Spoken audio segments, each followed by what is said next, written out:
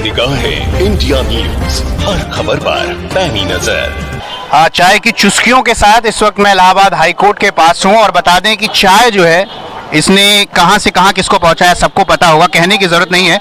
चाय पियेंगे लेकिन इससे पहले चर्चा भी जरूरी है।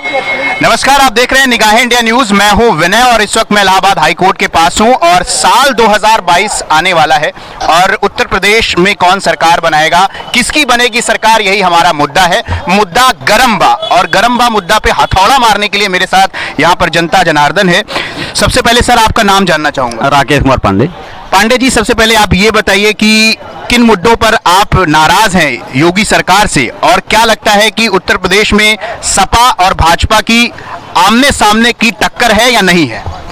देखिए, हमारा ये कहना यह है कि आप किस बिंदु पे बात करना चाहते हैं, क्योंकि बहुत ऐसे सारे बिंदु हैं। अगर मुझसे आप पूछेंगे सुबह शाम हो जाएगी किस बिंदु पे हम नाराज हैं, किस बिंदु पे पसंद हैं। सवाल है आपका सवाल कैसा होता है, उसका मैं जवाब देता हूँ। आपका जो सवाल हुआ जनता जनार्दन के बीच में, ये कहना ठीक है, आप लोग प्रेस मीडिया से हैं, आप अपनी बात को स्पष्ट और व्यापक रखिए जिससे देश में चौथे स्तंभ ग्रुप में आप जाने जाते हैं। ये न हो कि आपके ऊपर कोई दबाव महसूस हो रहा है, चाहे बीजेपी हो, चाहे समाजवादी पार्टी हो, चाहे कांग्रेस हो, चाहे बीएसपी हो, एनी मन कोई पार्टी हो। अब तो बात आती है कि आप हमसे सवाल क्या चाहते हैं, या फिर हम हमारे सवालों का जवाब सुनिए। बेहतर होगा कि आप मीडिया के हैं, आप हमसे सवाल करिए, हम किसी भी सवाल का आंसर। सवाल मुद्दा गरम में ये है कि किन मुद्दों पर आपको लगता है कि सरकार ने काम नहीं किया, इस वजह से भाजपा सरकार नहीं बनेगी या कोई और सरकार आएगी? देखिए, ऐसा है कि बहुत सारे मुद्दों पे काम हुए हैं, बहुत सारे मुद्दों पे काम नहीं हुए हैं। सवाल इस बात होता है कि जहाँ हम बीजेपी भारतीय जनता पार्टी जो केंद्र में सरकार है या स्टेट में सरकारें हैं, इनको ये चाहिए कि नीचे के जहाँ तक इन्होंने जिस बुराई को करते हुए इस सरकार को उन्होंने पाने में सफलता प्राप्त किया था, वही बुराई इन पार्टियों में भी आती जा रही है। कि जैसे उन्होंने कहा, कांग्रेस कहती थी मैं ऊपर से चलता हूँ, नीचे तक विकास नहीं पहुँच पाता है। निश्चित रूप से इस पंक्ति में सबसे सवाल इनके ऊपर भी मैं खड़ा करता हूँ कि आपके जो भी मत हैं, जैसे अभी आज मैं पेपर में देखा कि इन्होंने कहा कि वो फाइनेंस मिनिस्टर साहब ने कहा कि मैं बहुत क्षेत्रों में बहुत सारे अनुदान दे रहा हूं, लेकिन मैं इलाहाबाद हाईकोर्ट का एडवोकेट हूँ, मैं 2-3 बार उन कथनों को पढ़ा कि इन कथनों से इनका योगदान कहाँ जा रहा है, क्या सामान्य जनता के बीच में पहुँच पा रहा? नो। क्योंकि जब मैं एक एडवोकेट हाईकोर्ट इलाहाबाद होकर पढ़ा लिखा व्यक्ति होकर के इस चीज़ को मैं नहीं समझ पा रहा हूँ कि इनका 8 प्लान इन्होंने क्या डेवलप किया है। निश्चित रूप से इन्होंने जमीन छूने का कार्य करें। हाँ, अगर हम देखते हैं, चूँकि हम किसी के आलोचक नहीं हैं, हम किसी पार्टी से नहीं हैं, अगर हम देखेंगे जहाँ हम दोनों बातें रखेंगे, यहाँ तक भारतीय जनता पार्टी सरकार ने रेलवे या सड़क या बिजली का अच्छा काम किया है। जैसे कोरोना के संकट से लड़ने के लिए इन्होंने बहुत पैसा इन्वेस्ट किया, लेकिन क्या वो पैसा लोगों तक पहुँचा? नहीं, जहाँ तक मेरी जानकारी है। ये जहाँ बड़े बड़े लोगों के पास गया पैसा, इसका कैसे यूटिलाइज हो, ये आम जनता से जुड़ने की इनकी रिक्वायरमेंट है, आम जनता से रिक्वायरमेंट नहीं कर पाते। अगर आपका और कोई क्वेश्चन हो तो हम उस पर चलते हैं। तो जहाँ तक है कि सरकार जो है लोगों को 5 किलो राशन भी दे रही है समय पे लोगों के साथ देने के लिए, और उसके अलावा उनके अकाउंट में कुछ पैसे भी डाले, तो सरकार तो अपनी तरफ से कोशिश कर रही है। बिल्कुल, मैं इसका पक्षधर नहीं हूँ, क्योंकि राशन देना, राशन के लिए कोई जीवन नहीं पाता है। राशन तो अगर कोई इंडिया में बने रहता है, भूखमरी का शिकार कोई नहीं है। अगर कोई भूखमरी शिकार है, पड़ोसी उसकी भूख को मिटा देता है। अगर इस पर जो भी पैसा खर्च कर रहे हैं, this is my personal opinion, I am not agree. Ayodhya मामले पे आपका क्या कहना चाहिए? मामले ठीक है, देखिए वो धर्म का मामला है। निश्चित रूप से हमारे मर्यादा पुरुषोत्तम राम जी का मंदिर वहाँ बन रहा है, मैं स्वागत करता हूँ। इसमें किसी पार्टी का योगदान नहीं है, इसमें हमारे आम जनता का, भारत सरकार के, भारत की जनता का, सुप्रीम कोर्ट का, बीजेपी का और एवं सभी राजनीतिक दलों का। कोई राजनीतिक दल ने हमारे मर्यादा पुरुषोत्तम राम भगवान का मंदिर बनाने का विरोध नहीं किया है और ये मैं स्वागत करता हूँ। फिलहाल आज जो समय आया है, मैं हर्षोल्लास से हूँ, पूरी जनता, पूरी पब्लिक इन फेवर में है कि वहाँ एक भव्य विशाल मंदिर बने, अयोध्या का विकास हो, इंटरनेशनल लेवल पर जाना जाए। ये दिस इज माई पर्सनल। बिल्कुल सर, आपका नाम जानना चाहूँगा। मनोज कुमार दुबे। मैं ये जानना चाहूँगा कि मेरा मुद्दे तो बहुत सारे हैं जिन पे हम बात करेंगे, शायद चर्चा बहुत लंबी जाएगी, लेकिन मेरा छोटा सा सवाल आपसे है कि उत्तर प्रदेश में कौन सरकार बनाएगा? देखिए, जनता जनार्दन है, किसको रिजल्ट देती है। अभी पूर्ण रूप से किसी की गवर्नमेंट बन नहीं रही है यूपी में, तो ये जनता अभी निर्धारित करेगी। फिर भी एक मन में शंका होगी कि हाँ ये आएंगे। अभी कुछ कहा नहीं जा सकता कौन आ रहा है। सर, आपका नाम जानना चाहूँगा। सप्तम पांडे, एडवोकेट हाईकोर्ट। पांडे जी, क्या लगता है उत्तर प्रदेश में कौन सरकार बनाएगा, किसकी सरकार बनेगी, कौन है सक्षम जो उत्तर प्रदेश को बेहतर बना सकता है? उसे सब पार्टियों को जनता ने देख ही ली है। भारतीय जनता पार्टी भी पूर्ण बहुमत में आई है और पार्टियों की अपेक्षा तो भारतीय जनता पार्टी ने बहुत अच्छा कार्य किया है। आपको लगता है कि और पार्टियों की अपेक्षा अगर भारतीय जनता पार्टी की बात की जाए, योगी आदित्यनाथ की बात की जाए, तो वो बेहतर है? और पार्टियों बेहतर है। तो इनका कहना ये है, सबके अपने अलग अलग मत हैं, कोई कह रहा है कि बेहतर हैं, कोई कह रहा है कि काफ़ी कमियां हैं। साल 2022 जो है वो काफ़ी संकट भरा हो सकता है, कांटे की टक्कर है। ये नहीं कहा जा सकता कि किसकी सरकार बनेगी, लेकिन बनेगी तो किसी की तो बनेगी। सरकार भारतीय जनता पार्टी को छोड़ करके किसी की भी बन जाएगी, लेकिन बीजेपी की सरकार नहीं बनेगी। क्या लगता है, बसपा की बनेगी? बसपा तो बहुत पीछे थी। बसपा की सरकार बनेगी या नहीं बनेगी, बसपा की सरकार बनने लगेगी तो बीजेपी की ही सरकार बन जाएगी। मायावती जी तो लगा, आप हटा देते हैं, यानी बसपा की सरकार बनेगी तो बीजेपी की सरकार बनेगी, तो आम आदमी की बनेगी? आम आदमी की सरकार बनेगी।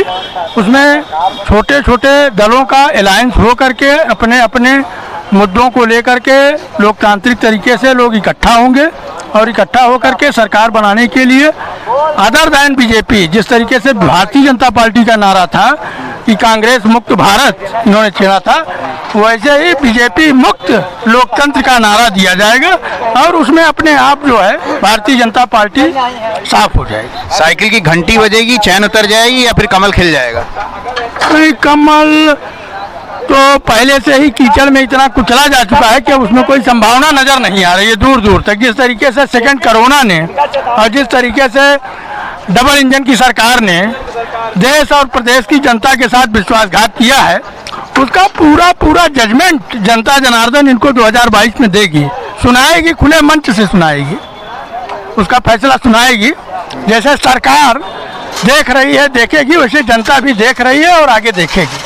तो क्या लगता है आपको कि मतलब साइकिल की घंटी बजेगी इस बार? अभी तो कोई स्पष्ट बहुमत किसी का बन नहीं रहा है। देखिए, हम लोग विचार करेंगे इस पर, लेकिन बीजेपी गवर्नमेंट आएगी नहीं। क्योंकि विचार करना बहुत ज़रूरी है, क्योंकि आपके अपने व्यक्तिगत विचार से लोग जो देख रहे हैं वो ये जानेंगे कि साल 2022 में किसको वोट दिया जाए। क्योंकि इलाहाबाद हाईकोर्ट के अधिवक्ता हमारे साथ हैं, जो कि तमाम तरीके के लोगों से मिलते हैं, लोगों के न्याय के लिए लड़ाई लड़ते हैं, उनको इंसाफ दिलाने की कोशिश करते हैं। तो ऐसे में अगर उनके विचार होंगे, लोगों तक पहुँचेंगे, तो लोग ये जानेंगे कि आखिर सरकार किसकी बन रही है, कौन सक्षम है जो जिनको हम वोट दे सकें। क्योंकि गरीब तबका एक ऐसा है जो सिर्फ लहर दे के वोट देने जाता है। तो उनके लिए क्या कहना चाहेंगे कि क्या लगता है आपको किसकी सरकार बने? सरकार तो भारतीय जनता पार्टी की ही बनेगी, क्योंकि हमारे उत्तर प्रदेश के जो मुख्यमंत्री हैं उन्होंने देश हित में बड़ा कार्य किया है, धर्म की रक्षा के लिए कार्य किया है और सनातन काल से चले हुए मुगल विचारधारा को उन्होंने कुचल दिया है। और गरीबों के लिए तो प्रधानमंत्री जी ने इतना कार्य किया कि सर्वोच्च न्यायालय ने जो SC/ST एक्ट हटाया था, गरीबों के कल्याण के लिए उन्होंने कानून पारित करके SC/ST एक्ट पुनः लगाया। इसलिए कल्याण की ही कार्य उन्होंने किया है। भारतीय जनता पार्टी ही आएगी, इसके अलावा कोई सरकार आएगी नहीं।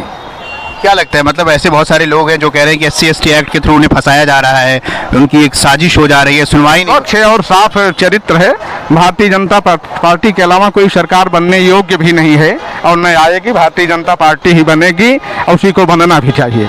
तो अभी थोड़ा सस्पेंस था कि कौन सरकार बनाएगा। कुछ लोगों का कह रहा था कि भारतीय जनता पार्टी सरकार नहीं बनाएगी, कोई और आएगा, लेकिन यहाँ पर पंडित जी का कहना है कि देखिए भारतीय जनता पार्टी ही आएगी, योगी आदित्यनाथ ही दोबारा से प्रधानमंत्री बनेंगे और ये रिकॉर्ड होगा यूपी में कि दोबारा कोई मुख्यमंत्री बनेगा, माफ करिएगा, मुख्यमंत्री दोबारा कोई बनेगा। तो आपका क्या कहना है? अभी पंडित जी ने तो बोल दिया कि मुख्यमंत्री वही बनेंगे। मौजूदा स्थिति में तो सपा के अलावा कोई नहीं आएगा और 280-290 सीट आएगी उसकी। चलिए, 280-290 सीट आएगी समाजवादी पार्टी की। क्या कहते हैं रिंकू भैया?